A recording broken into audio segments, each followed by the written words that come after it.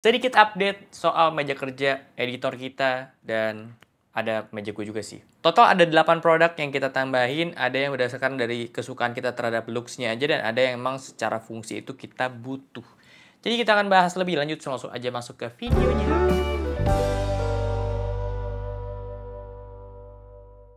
Halo semuanya, gue Okto, balik lagi channel Tech Manis. Jadi 8 produk ini tuh ada 7 dari brand namanya Easy dan satu lagi tuh namanya Orsen. Kita mulai dari barang yang paling bikin gue excited, yaitu adalah Retro Flip Clock. Ini jam yang lumayan sering gue lihat di foto setup orang sih ya, kalau gue lihat di Instagram gitu. Udah lama gue pengen punya ini, sampai akhirnya baru sekarang punyanya.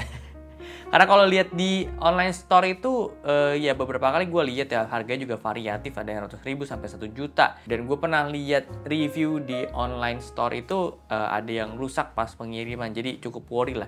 Karena harganya juga ini bukannya bisa dibilang murah gitu. Cuma setelah gue nemu si Easy ini, gue lihat mereka kasih video unboxingnya gitu dan cukup proper. Dari mereka punya boxnya, dan dalam box itu ada kardus cardnya lagi, dan di dalamnya juga lagi ada kayak semacam cover untuk nutupin mereka punya yang menit dan jamnya itu. Nah itu yang paling riskan menurut gue, karena kalau kalian lihat di manual guide-nya dia emang ada beberapa part yang kita tuh nggak boleh sentuh sama sekali, kayak jarum ini dan bagian mekanik yang tengahnya.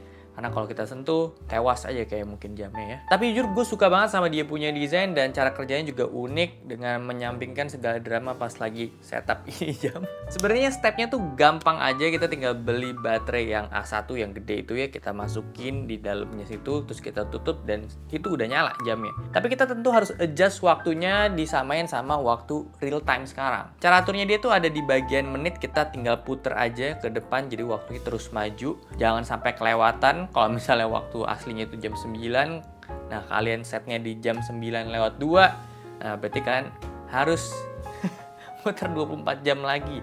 Atau kalian bisa cabut aja baterainya, tungguin waktu real time sampai di 9:02. Kalau udah 9:02, kalian masukin lagi baterainya dan udah nyala. Tapi detiknya beda.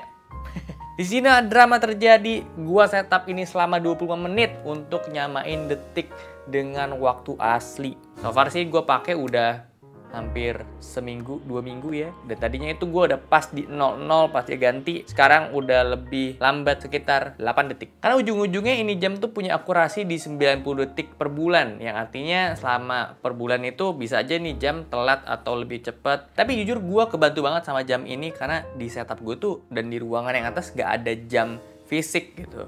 Adanya di komputer atau di handphone. Dan enaknya jam kayak gini, gue nggak tahu kenapa, mungkin gue doang atau kalau misalnya kalian setuju sama gue juga boleh silahkan komen aja. Jadi jam ini kan setiap menitnya ganti dia tuh ngeluarin bunyi ya. Nah bunyi itu yang bikin jadi stimulus di otak gue kalau gue tahu jadi jamnya itu udah ganti nih, menitnya tuh udah maju loh. Ya lebih aware aja gitu sama waktu yang terus jalan.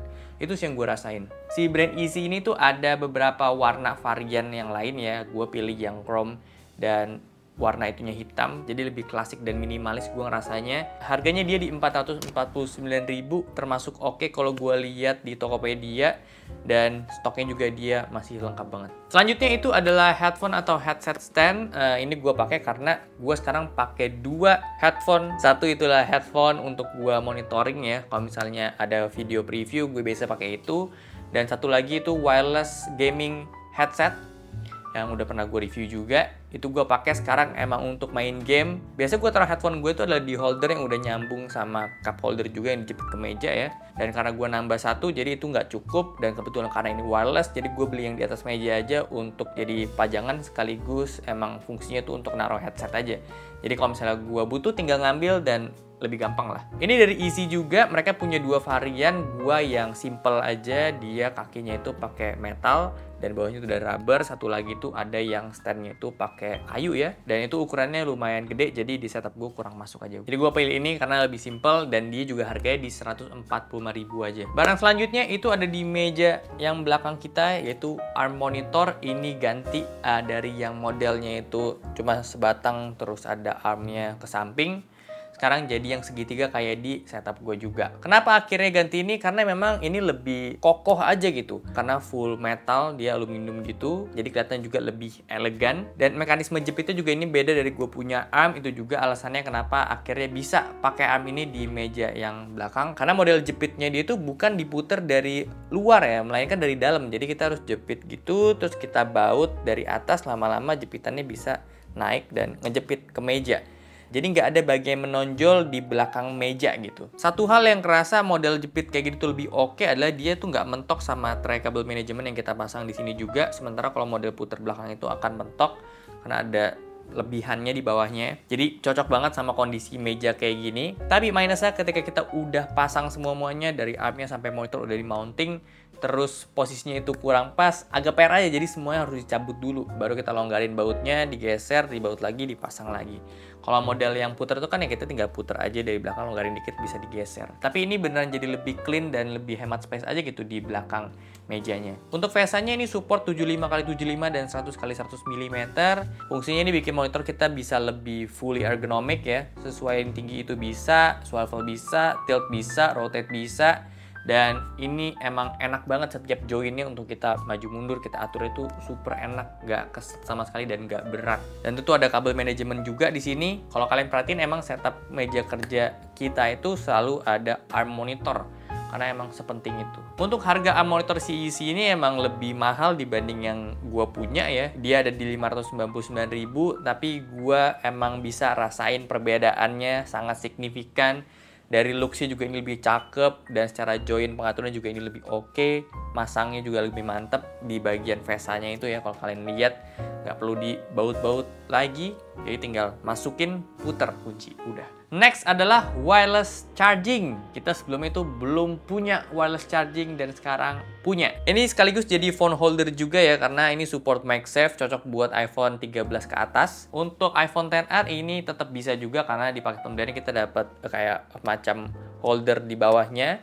Jadi walaupun gak ada magnet, dia bisa ketahan di situ. Di belakangnya kita bisa charge untuk AirPods, tapi ini nggak kepake sama gue karena ya gue nggak pakai AirPods. Dan TWS gue juga lagi nggak ada yang wireless charging support. Jadi ini nggak kepake sih. Dan sampingnya kita juga bisa tambahin extension untuk Apple Watch, dan lagi-lagi ini nggak kepake sama gua. Inputnya dia pakai kabel Type-C dan udah include di paket pembeliannya. Output wirelessnya maksimal bisa sampai di 15 watt. Jadi kalau ditaruh di setup gini tuh enaknya kita bisa taruh handphone kita itu bisa jadi holder. Kalau misalnya ada pesan masuk, kita bisa langsung lihat.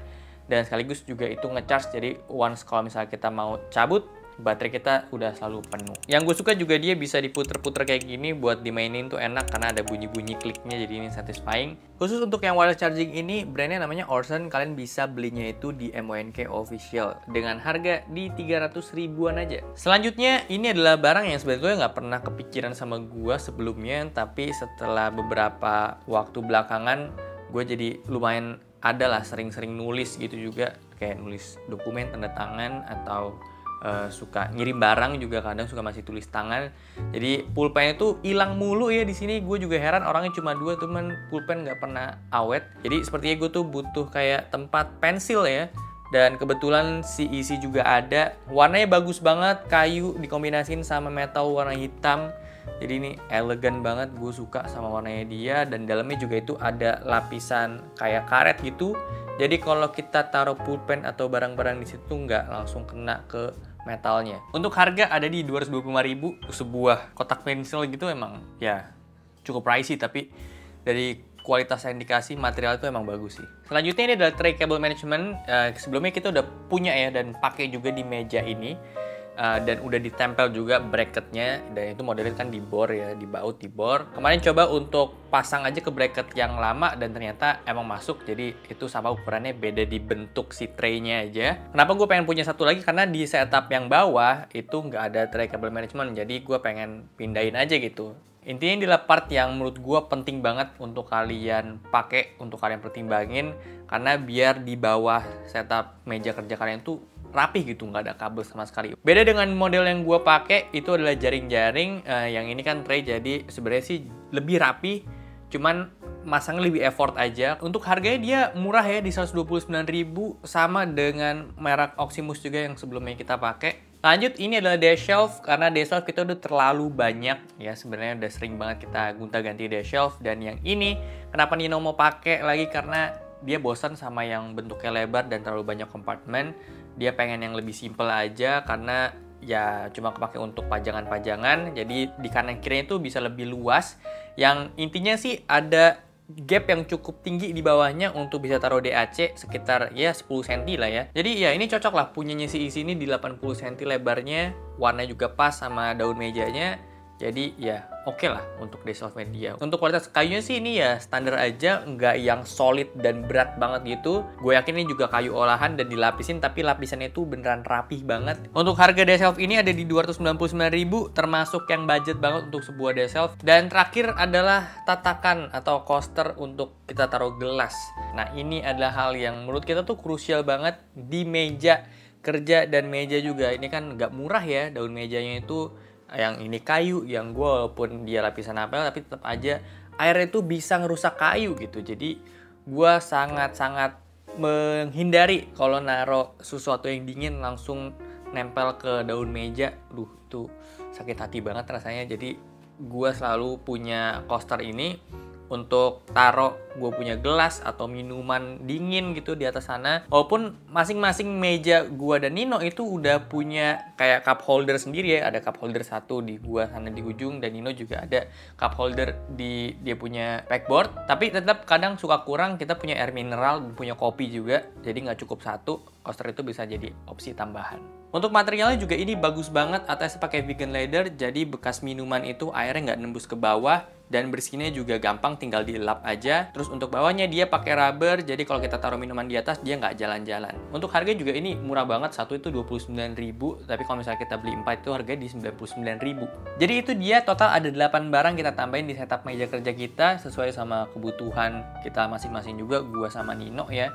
Sebenarnya isi tuh juga punya banyak banget barang-barang lain untuk menunjang setup. Ada bahkan kayak apa ya, panel yang dijepit ke meja gitu, dan isinya tuh ada rak-raknya lagi. Ada tempat untuk nempel-nempel magnet juga, kayak nempel notes gitu. Itu mantep banget, cuma gue bingung di setup gue itu taruh di mana, dan kayaknya gue nggak terlalu butuh. Tapi kalau misalnya kalian di setup itu minim hambalan, minim storage, itu bisa jadi opsi banget sih. Jadi segitu aja untuk video kali ini, semoga jadi inspirasi kalian juga barang-barang yang udah gue sebutin tadi untuk tunjang setup meja kerja kalian, mau dari estetika atau secara fungsi, ya semoga itu bisa diterapin sama kalian. Segitu aja untuk video kali ini, thank you banget udah nonton. Kalau suka boleh like, share, dan subscribe. Gue sampai jumpa di video selanjutnya, terima kasih.